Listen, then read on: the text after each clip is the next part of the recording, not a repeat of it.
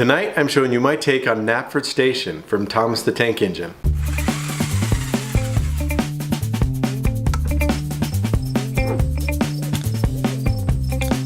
This train station was made entirely from scrap wood that I had in my shop, as well as a piece of plexiglass.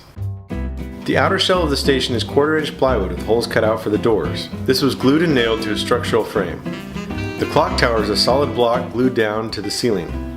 The roof was also 1/4-inch plywood cut to match the angles of the roof structure. The most difficult part of this project was creating the rounded plexiglass roof over the train tracks. I did this by making a positive mold out of a piece of PVC pipe with a stop and a negative mold out of plywood with a thick piece of paper glued into the contour. The flat sheet of plexiglass was then heated in my kitchen oven at 350 degrees for about 7 minutes. I then pressed it into the negative mold and held it there for about 2 minutes. The plexiglass was then removed and I slid wood strips onto the long edges. I traced the plexiglass for end caps and cut and sanded them to the right size. These end caps were glued onto the curved pieces with CA glue.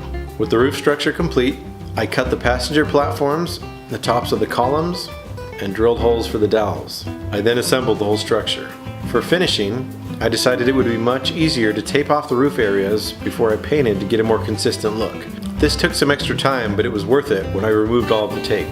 After painting the roof structure and the train station with various colors and techniques, I sprayed the whole thing, including the plexiglass, with a few protective coats of lacquer. This ended up giving a nice frosted look to the plexiglass roof.